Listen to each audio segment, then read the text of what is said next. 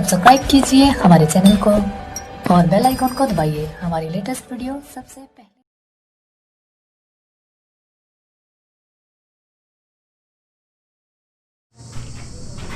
Hello friends, तो इलेक्ट्रोपोटेंशियल and capacitor का अगला टॉपिक आपका है समांतर प्लेट संधारित्र की धारिता। कहने का मतलब बच्चों ये है कि अगर दो समांतर प्लेट संधारित्र हैं उनकी धारिता कितनी होगी। जैसे बच्चों दो समांतर प्लेट संधारित्र के बीच हमने इलेक्ट्रिक फील्ड पढ़ा। इलेक्ट्रिक फील्ड कितना था, E बराबर सिग्मा अपान एप्सिलॉन 0। लेकिन बच्चों आज हम पढ़ेंगे कि उसकी कैपेसिटेंस कितना होता है, धारिता कितनी। जैसे मान लीजिए कि एक समांतर प्लेट संधारित्र है बच्चों, प्रत्येक ये जो प्लेट है इस प्लेट का जो क्षेत्रफल है, प्रत्येक प्लेट का क्षेत्रफल कितना है बच्चों, ए है। प्रत्येक प्लेट का क्षेत्रफल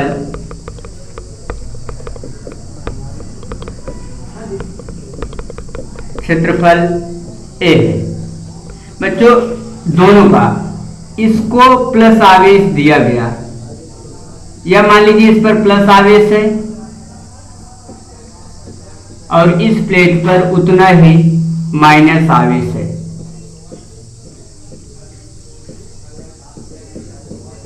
और दूसरी बात बच्चों कि इसके बीच की जो दूरी है d है, इसके बीच की डिस्टेंस क्या है बच्चों, d है। बच्चों इस संधारित्र की आवश्यकता क्यों पड़ी, इस समांतर प्लेट संधारित्र की धारिता क्यों पड़ी बच्चों। जैसा कि हमने पढ़ा था एक गोली संधारित्र था, उसकी धारिता C बराबर 4 पाई एप्सिलॉन 0 R। तो इस संधारित्र के अलावा इसकी आवश्यकता क्यों पड़ी, क्योंकि बच्चों ये जो संधारित्र आपका गोली संधारित्र था, एक फेल्ड होने का कारण था कि इसमें एनर्जी बाउंड नहीं होती है। एनर्जी बाउंड होने का मतलब बच्चों ये है कि मान लीजिए इस स्फीयर को हमने आवेश दिया, अब वो चाहे प्लस आवेश हो चाहे माइनस हो। तो बच्चों अगर इसको प्लस आवेश दिया जाएगा तो इस स्फीयर के पूरे सरफेस पर वो आवेश एक समान रूप से वितरित हो जाएगा। यहां से इलेक्ट्रिक फील्ड का डायरेक्शन वैल्यूएबल रेखा का डायरेक्शन बच्चों ऐसे होगा।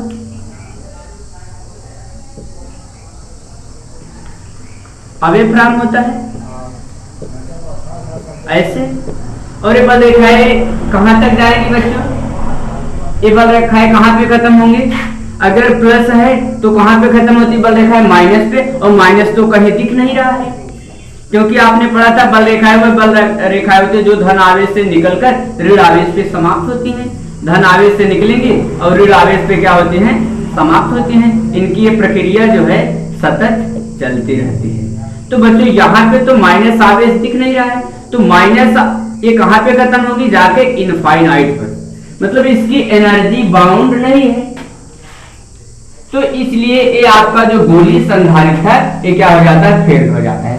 तब जाके एक नया संधारित्र प्राप्त होता है जिसे हम कहते हैं समांतर प्लेट संधारित्र। तो बच्चों इस वीडियो में हम इसी पे डिस्कस करने वाले हैं समांतर प्लेट संधारित्र की धारिता क्या है। बच्चों इसे कोई भी वीडियो उसको आप फॉरवर्ड ना करें, उसको शुरू से लेकर अंत तक एक एक स्टेप देखें ताकि पूरा वीडियो आपको समझ में आए। नहीं तो क्या होता है, आप लोग थोड़ा सा देख करके फॉरवर्ड करके चल जाए तो कोई मतलब नहीं होता, समझ में वीडियो नहीं जाएगा।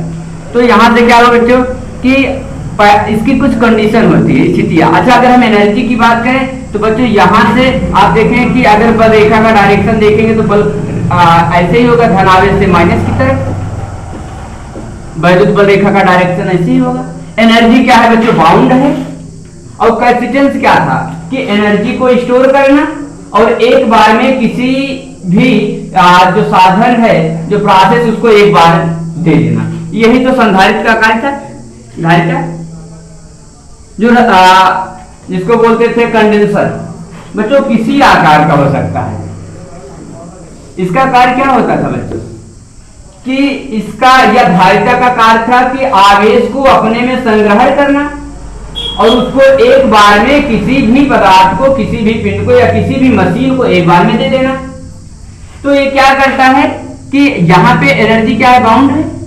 एनर्जी बाउंड है, स्टोर होती है और जिसको आवश्यकता होती है एक बार में दे देता है। तो इस प्रकार से गोली संधारित्र आपका फेल्ड हुआ और जाके नया आपका संधारित्र जो आ गया समांतर प्लेट संधारित्र। अब बच्चों इसकी धारिता कितनी होती है उसके बारे में आइए जान लेते हैं। तो यहां से क्या हो जाएगा बच्चों, इसकी कुछ स्थितियां कंडीशन हम समझ लेते हैं। अच्छा, अगर कोई बच्चा पूछे कि इस पर धन आवेश है तो इस पर ऋण आवेश क्यों आया। अच्छा, मान लीजिए बच्चों मेरे पास दो प्लेटें हैं, एक पर धन आवेश है। अब यहां से अगर धन आवेश को तोड़ कर, या दो प्लेटें हैं मान लीजिए आवेशित प्लेटें हैं, ध्यान से सुनिएगा बच्चों हमारे पास थोड़ी देर के लिए। अब यहाँ से Q1 को हम तोड़ करके मान लीजिए थोड़ा आवेश तोड़कर इसको देना शुरू कर दिए। तो अगर यहाँ से आवेश इस पे जा रहा है तो कहने मतलब इस पे कैसा आवेश आ जाएगा बच्चों, धनावेश। इसमें आवेश का क्या किया, इलेक्ट्रॉन का डोनेशन किया और ये क्या किया, इलेक्ट्रॉन को अपने में ग्रहण किया, इसलिए इस पे क्या आ जाएगा माइनस चार्ज। कितना आएगा, जितना इलेक्ट्रॉन इसमें से निकला उतना इस पर प्लस चार्ज आएगा, वही इलेक्ट्रॉन इसको दे रहा उतना इस पे क्या आ जाएगा बच्चों माइनस चार्ज आ जाता है। तो इस प्रकार इन दोनों प्लेटों पर प्लस और माइनस चार्ज आ जाते हैं। तो बच्चों कंडीशन क्या होगी, इसकी कुछ कंडीशन होती है। इसकी स्थितियां क्या है, पहली स्थिति ये होती है बच्चों कि ये जो प्लेट है प्रत्येक प्लेट का क्षेत्रफल क्या होना चाहिए, समान होना चाहिए। प्रत्येक प्लेट का क्षेत्रफल समान होना चाहिए, अर्थात कितना, अर्थात A होना चाहिए। दूसरी कंडीशन क्या है बच्चों, दूसरी कंडीशन ये होगी कि इन प्लेटों के बीच की जो दूरी है ये बहुत स्मॉल होनी चाहिए, बहुत कम डिस्टेंस होनी चाहिए। मतलब प्लेटों के बीच की दूरी बहुत कम होनी चाहिए, बहुत कम होनी चाहिए। और दूसरी बात बच्चों की ये क्या होगा कि ये जो प्लेट है इनफाइनाइट प्लेटों की तरह व्यवहार करनी चाहिए। कैसे, अनंत लंबाई के समांतर प्लेट की तरह बिहेव करनी चाहिए। मतलब इसको हम कह सकते हैं अनंत लंबाई की प्लेट की तरह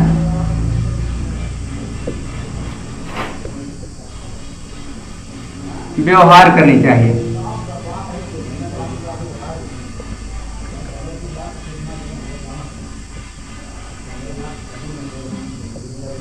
करनी चाहिए। तो बच्चों ये तो इसकी कंडीशन है कि समांतर प्लेट संधारित्र की आवश्यकता क्यों पड़ी, समांतर प्लेट संधारित्र की आवश्यकता पड़ी क्योंकि आपका जो इस गोली संधारित्र फेल हुआ। क्यों फेल हुआ, क्योंकि उसमें जो एनर्जी थी बाउंड नहीं थी। एनर्जी बाउंड कैसे नहीं थी बच्चों, कि उसको जब आवेश दिया गया तो वो आवेश उसके सरफेस पर पूरी तरह से डिस्ट्रीब्यूट हो गया, फैल गया। और आवेश पर जैसे धनावेश दिया गया है तो धना उससे बल रेखा का डायरेक्शन अवयव होगा, बाहर जाती हुई होंगी। और आपने पढ़ा है कि बल रेखा है धन आवेश से निकलकर ऋण पे प्रवेश करेगी। तो उस गोली संधारित्र से निकलने वाली जो बल रेखा है कहां पे जाके समाप्त होंगी, इनफाइनाइट पे। तो एनर्जी बाउंड नहीं है तो उसका उपयोग कहीं नहीं किया जा सकता था, इसलिए आपका गोली संधारित्र फेल हो गया। अब इसके बाद तब अगला संधारित्र आपका आ गया समांतर प्लेट संधारित्र। वो क्या होता है बच्चों, मान लीजिए दो आवेशित प्लेटें हैं जिन पर एक समान आवेश वितरित है, अपोजिट चार्ज होगा। लेकिन बच्चों ये कैसे होगा कि मान लिया जाए कि दो आवेशित प्लेटें थी कि अगर एक से इलेक्ट्रॉन को तोड़ करके दूसरे को देना शुरू कर दिए तो जाहिर सी बात है जितना इलेक्ट्रॉन इससे निकलेगा इस पे उतना प्लस आएगा, वही इलेक्ट्रॉन ग्रहण कर रहा है इस पे क्या आ जाएगा माइनस। तो इसकी कंडीशन क्या होनी चाहिए कि प्रत्येक प्लेट जो भी होगा उसका क्षेत्रफल कितना होना चाहिए, ए होना चाहिए, समान होना चाहिए। दूसरी कंडीशन क्या होगी बच्चों, प्लेटों के बीच की जो डिस्टेंस है क्या है, बहुत कम होनी चाहिए। और ये अनंत लंबाई की प्लेट की तरह व्यवहार करनी चाहिए। कैसे अनंत लंबाई, जैसे मान लीजिए बच्चों अब ये दो प्लेटें हैं, ये इनके बीच की डिस्टेंस बहुत समान है। यहाँ पे एक छोटी सी चींटी आ जाए, अब इन प्लेटों के बीच एक छोटी सी चींटी आएगी, दोनों साइड देखेगी तो उसको लगेगा कि ये प्लेटें अनंत लंबाई की हैं। तो ये प्लेटें जो है हमारा कहने का मतलब किस तरह व्यवहार करनी चाहिए, अनंत लंबाई की तरह व्यवहार करना चाहिए। अब बच्चों अगर मान लीजिए इस पर आवेश, अब अगर अनंत लंबाई हो गया तो इस पर कितना आवेश है उसको हमको पता नहीं है। तो मान लीजिए कि प्रति एकांक लंबाई पर उपस्थित आवेश की जो मात्रा है सिग्मा बराबर कितना है, सिग्मा बराबर होता है बच्चों Q बाई ए, सिग्मा बराबर Q बाई ए, जहां सिग्मा क्या है बच्चों, ये सिग्मा क्या है, आवेश पृष्ठ घनत्व है, रेखीय आवेश पृष्ठ घनत्व है, रेखीय ले रहे हैं, रेखीय आवेश घनत्व।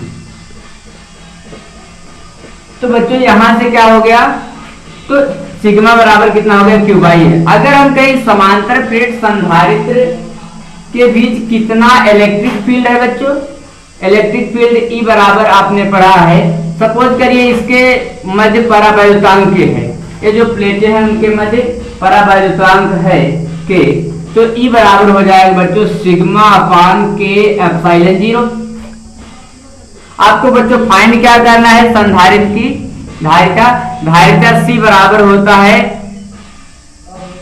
V बाई Q, Q बराबर C भी होता है, तो C बराबर Q अपान V होगा, सॉरी Q अपान V, इतना होता है।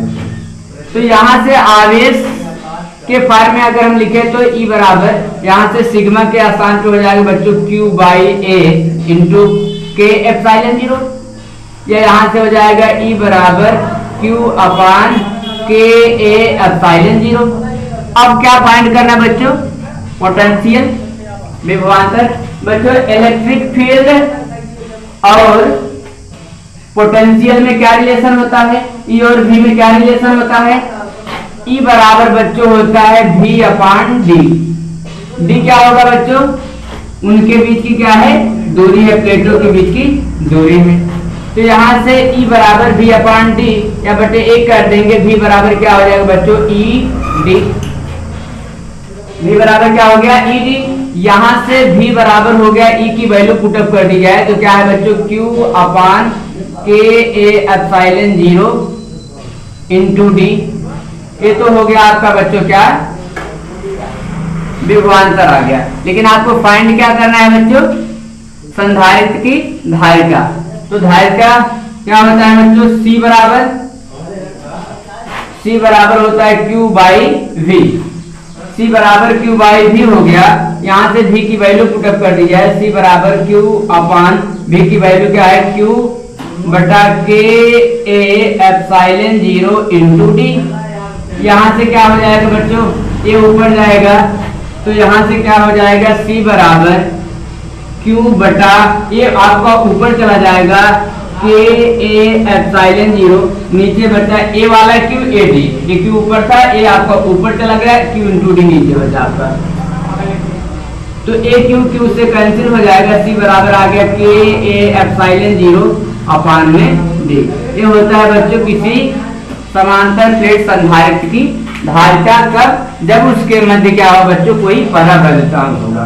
थोड़ी देर के लिए मान लेते हैं बच्चों उसके मध्य निर्वात हो जाए, तो अगर उसके मध्य निर्वात हो जाएगा तो निर्वात के लिए के की वैल्यू कितनी होती है बच्चों 1 होती है, तो यही संधारित्र की धारिता आ जाएगी C0 बराबर या C0 पढ़ते हैं ए एप्सिलॉन 0 अपान डी हो जाएगा। तो कहने का मतलब बच्चों ये हो गया कि अगर निर्वात में जो संधारित्र की धारिता होगी उसका मान और कोई परावैद्युतांक रखा गया, उस माध्यम की जो धारिता है वो सॉरी क्या बोलते हैं इसको, किसी माध्यम मतलब निर्वात की धारिता से अधिक होगी। तो अगर यहाँ दोनों का रेशियो हम फाइंड करें तो आ जाएगा C बटा C0 is equal to C की वैल्यू क्या है के ए एप्सिलॉन 0 अपान में डी बटे C0 की वैल्यू है A epsilon 0 upon D, D से कैंसिल हो जाएगा, ए से कैंसिल हो जाएगा, एप्सिलॉन 0 से आ जाएगा C बटा C0 इक्वल टू के। तो कहने का मतलब किसी माध्यम का जो परावैद्युतांक होता है उस माध्यम की धारिता और निर्वात की धारिता के अनुपात के बराबर होती है। बच्चों ये जो समांतर प्लेट संधारित्र है बोर्ड का बहुत ही अच्छा टॉपिक है, इसका पूरा कॉन्सेप्ट हमने क्लियर किया। जो भी चीजें आपको न समझ में आए कमेंट बॉक्स में जरूर बताएं। तो बच्चों आज के वीडियो में बस इतना ही। वीडियो अच्छा लगा हो तो प्लीज लाइक करिएगा, शेयर करिएगा और सब्सक्राइब करना ना।